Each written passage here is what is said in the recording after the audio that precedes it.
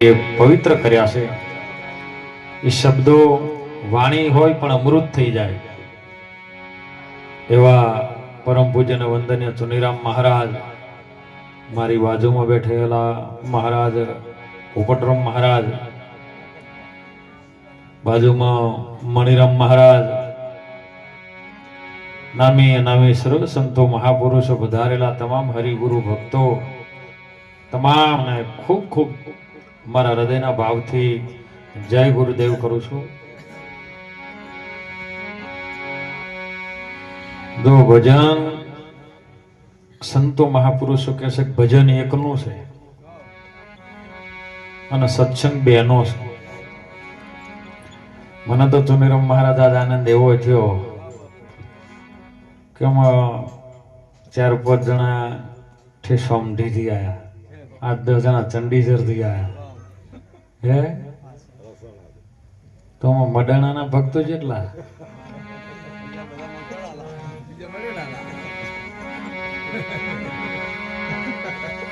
મંડાણા જ નથી બાપુ. આપણે જેટલા જણા બેઠા છે જોજો થોડુંક આપણે બાબાના સત્સંગનો પણ લાભ લેવાનો છે. સમયના વકડા પાછા ઠેઠ છે એટલે પહોંચ્યા. એટલે આપણે જેટલા જણા બેઠા મને જવાબ આલજો. હો આપણે અત્યારે 50-60 જણા બેઠા ને શરવણજી, 50-60 જણા હશે. જોજો હો, ગણતરી કરજો. 50-60 જણા છે. ભલામણ એક જ છે. એ તો ઘાટે ઘાટે બધા અલગ છે પણ એક જ છે. 50-60 જણા તો એ તો ઘાટની ગણતરી કરો છો, તમારી ગણતરી કોઈ થાય બી નહીં. જોજો શબ્દ ચોય લઈ જાય આપણે. કોઈ અમો બ્રાહ્મણ, કોઈ વાણિયા, કોઈ સૈયદ ને શેખ જ્ઞાને કરીને ઓળખો તો બધામાં આત્મા છે. ચીડી આવું ન કરતા હો.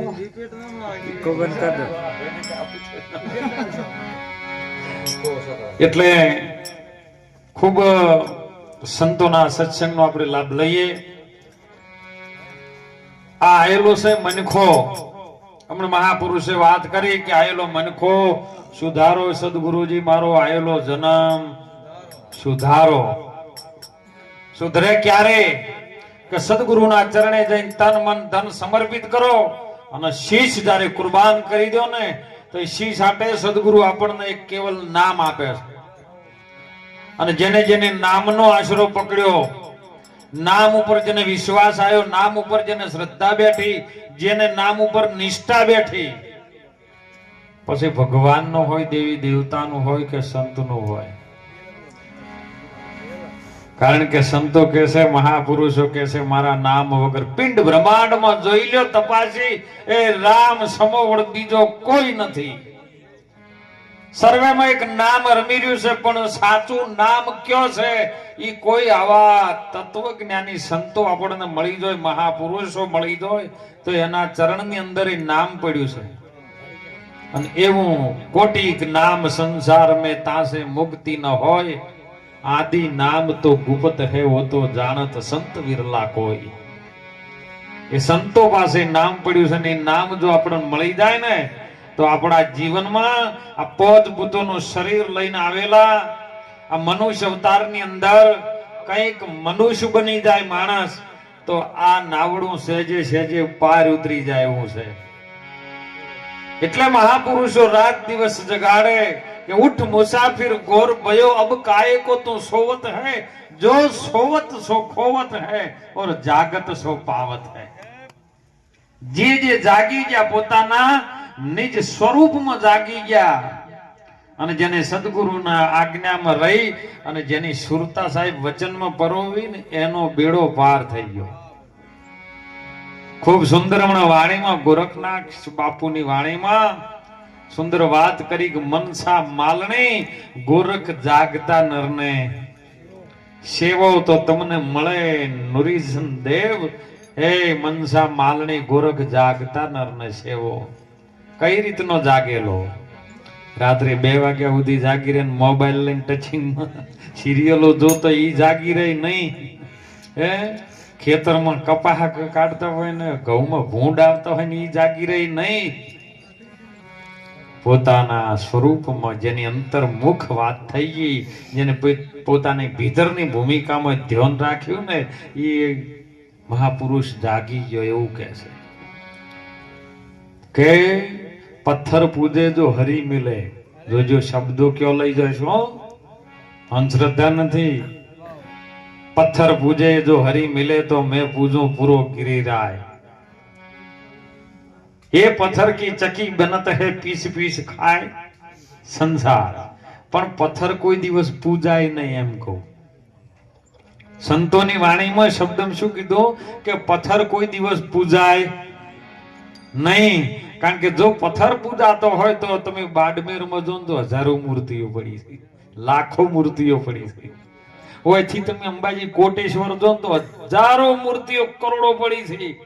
પણ જો સુધી એની પ્રાણ પ્રતિષ્ઠા ન થાય, પોતાનો એક મત રજૂ કરી ભૂદેવો દ્વારા મંત્રોચ્ચાર દ્વારા જેનો હોમ હવન યજ્ઞ કરી જવતલ હોમ હોય અને 5 જણાની સાક્ષી એક વિશ્વાસ રૂપી જો પ્રતિમા થાય, જેની અંદર પ્રાણ પુરાયની પ્રાણની પ્રતિષ્ઠા થઈ જાય, તમારા બધાનો પ્રાણ એમાં સમાવેશ થાય સાહેબ, એવો ભાવ એવો નિજ સ્વરૂપ જે પ્રગટ થાય ને, પછી એની પૂજા થાય ને પછી કે ટંકણ દઈને પથ્થર ઘડ્યો દર્યો છાતી પર પાય, એ દેવમાં હાથ હોય તો ઘરને વાલે કો.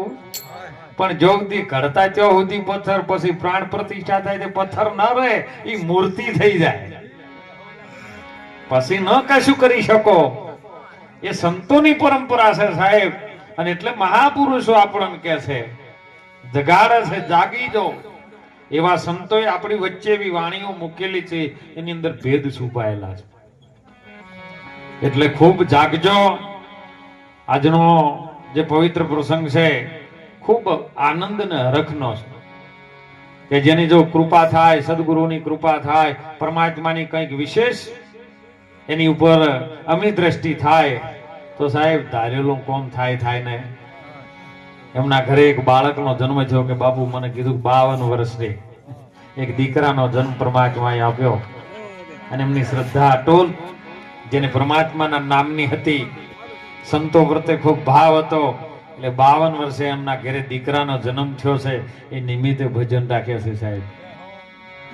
ક્યારે બોલાયો હું ક્યારે ના આવ્યો, પણ અંતરના ભાવથી તમે ક્યારે બોલાયો.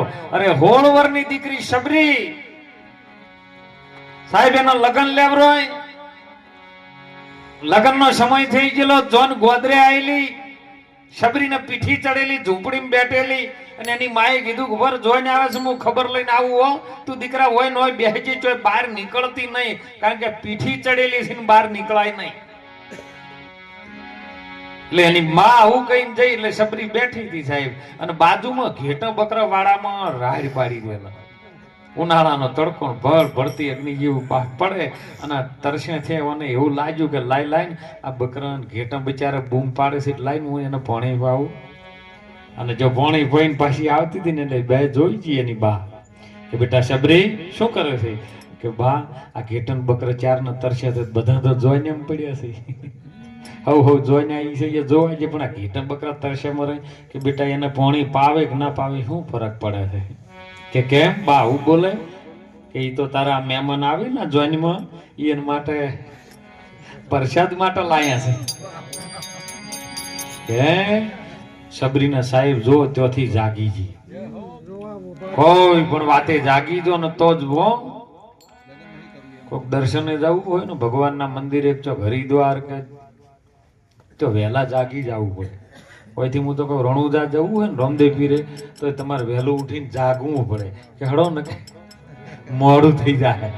એમ શબરી તરત જાગી ગઈ, તરત ખબર પડી કે હો મારા જીવનમાં મારા લગ્ન થાય, અને આ ઘેટા બકરાનું પાપ જો કદાચ મારા લગ્ન પ્રસંગમાં ચડે, મારા નામ ઉપરથી ખવાતું હોય મારે હોય રહેવાય.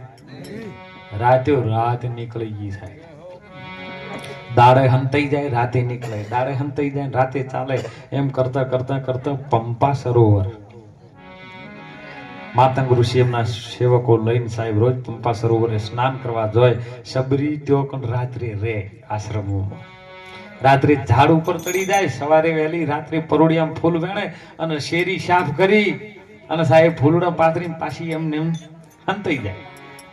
ઘણા દિવસ સુધી ચાલ્યું એટલે માતંગ ઋષિ તો એથી નીકળે. માતંગ ઋષિ જો સંત દયાળુ હોય એમને આનંદ થયો કે કોક છે મારા રામનો ભગત જે આવી શેરીઓ સાફ કરે છે અને ફૂલ પાથરે છે. એટલે એમને એક દિવસનો સમય થાય સબરીને વોખ મીચાઈ ગઈ, મોડું ઉઠાણું અને એ સમય નીકળી અને જે શેરી સાફ કરીને ફૂલડે વેરતી હતી ને એમના સેવકો લઈને માતંગ ઋષિ નીકળ્યા ને એટલે ત્યાં કણે બધા પાસા ખસી ગયા.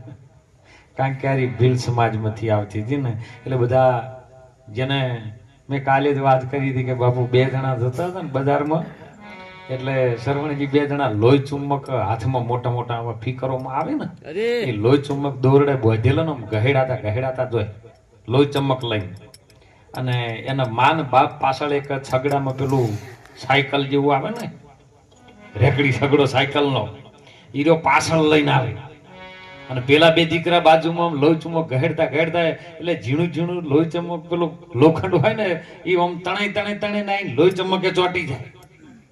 એટલે પૂછું કે આ જેમ કરો છો કે આમાંથી જો તણે ના શબ્દમાં તાકાત ખેંચે ને આવવું જોઈએ. પણ મેં એમને કીધું ઉભા રહો, તમે શું કરો કે બાપુ આખા દાડાનો અમારા ધંધાઓમાં થઈ જાય કે જેમ કે આ લોહી ચમક લઈને નીકળે ને એટલે લોખંડની ઝીણી ઝીણી શીલીઓ હોય, કોઈ લોખંડના કટકા હોય, એવું બધું તણે આવે ને હોય ચોટી જાય એટલે લઈને અમે આ સગડામાં નાખાશે અને પછી હોદી વેચી મારે એટલે અમારી રોજી નીકળી જાય. પણ મેં કીધું એક વાત કરું તને કે કોને કીધું કદાચ રોડની સાઈડમાં નીકળો પણ રોડની સાઈડમાં લાકડાના પાટીએ પડે ને એમાં શીલીઓ ચોટેલી છે ઈ ઉલડીને ચોટીને આવે છે કે ના? ત્યાં કીધું આ બાજુમાં ગટરો છે શિલાહરીઓમાં ઊભી છે, મેં સિમેન્ટમાં ધરબી દીધેલી છે ઈરી ઉડીને આવી કે ના બાપુ ઈ તો ના આવે. તો આમાં મોણસમાં એવું છે, કોઈ નાતીમાં ધરબાઈ ગયા છે, કોઈ જાતિમાં ધરબાઈ ગયા છે, કોઈ આમાં ધરબાઈ ગયા છે, કોઈ ઈર્ષામાં ધરબાઈ ગયા છે, ઈ એમાં ફસાઈ ગયા છે ને આકલી બાદ નહીં આવતા. મારા તારામ ભરાઈ ગયા, મેં ફસાઈ ગયા છે નેકળી કહેતા એ મારા વગર આર્યું નહીં થાય, આવામ ફસાઈ ગયા છે નેકળીને બહાર જ નહીં આવતા. બોલો ગમે એટલા લાવત હોય. અને એટલે મહાપુરુષો સંતો સબરીએ તરત ચકુર કરી પેલા સેવકો ખસી ગયા. સાહેબ કીધું બેટા કોણ છે કે બાપુ સબરી છે. ધન છે બેટા. માથા ઉપર હાથ મૂક્યો, સ્નાન કરવા માટે પંપા સરોવર નીકળી જાય. પંપા સરોવરમાં પાણી નહીં જાય, ફૂકાઈ ગયું. આકાશવાણી થઈ કે જો કદાચ સબરીઓમાં પગ ચરણ પરસ કરે તો જ સરોવરમાં પાણી આવે ને કે આવે નહીં. જોશ એ વખત ગુરુ મહારાજની કૃપા, પરમાત્માની દયા, સબરીએ જયારે એક ચરણ પરસ કર્યા ને એટલે પંપા સરોવરમાં પાણી આવ્યું હો. અને ત્યારે સબરી કીધું મનનો રે. અને ત્યારે ગુરુ મહારાજ રાજી થયા, માતંગ ઋષિ રાજી થયા. દેહ છૂટવાનો સમય સબરીને કીધું બેટા મારું શરીર છૂટી જાય પણ તનું આશીર્વાદ આલું જા. એક સમય એક ઘડી એવી આવશે અને મારો રામ તારી ઝૂંપડી આવશે, તારે ચોઈ જવાનું નહીં. વચન ઉપર વિશ્વાસ લાગી ગયો સાહેબ, નિષ્ઠા બેહી ગઈ. અને 16 વર્ષની હતી પણ કરતા કરતા બધા સંતોનું શાસ્ત્ર પણ એવું બોલે, કોઈ કે 91 વર્ષ, કોઈ કે 72 વર્ષ સમય જો સાહેબ. પણ નિરાશ નથી થતી હો. સવાર વહેલી ફૂલ વેણાય, શેરીઓ સાફ કરે, આજ મારો રોમ આવશે, આજ મારો રોમ આવશે. હોજ પડે પાછું ન આવે એટલે થોડીક નિરાશ થાય પણ પાછું અંદરથી મન મક્કમ થઈ જાય. પણ વાણી નતું વાત કરી કે કપડા બી ધોયા મેં તો અંતળા બી ધોયા પણ જબલક અપનો મનવો ન ધોયો મેરે લાલ. ધોવાનું હતું મન ધોરાય છે ને દીકો. મનને ધોવું હોય તો શેમાં ધોરાય? એના માટે જો કોઈ ડિટર્જન્ટ પાવડર છે કે એના માટે કોઈ લક્ષ સાબુ છે, નોણાવટી છે, સર્ફ એક્સેલ કોઈ પાવડર પેલો એ તો એડવર્ટિંગ બતાવે પણ મન ન ધોઈ શકે. મનને ધોવા માટે એક જ છે એ સદગુરુ મહારાજ આવા સંતોનું સત્સંગ.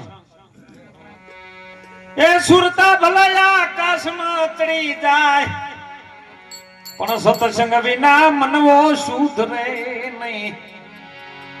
સત્સંગ વગર આર્યું મન સુધરે. અને સબરીના સાહેબ કેવું પડ્યું, અરે મનનો મોરલીયો હેર રટે તારો નામ, તમે મારી ઝૂંપડી આવો મારા રામ. દિવસ ઉગે ને મને મળતી એક આશા, સોજ પડે ને મને મળતી નિરાશા, રાત દિવસ મને હુજે નહીં કામ, મારી ઝૂંપડી જે આવો મારા રામ.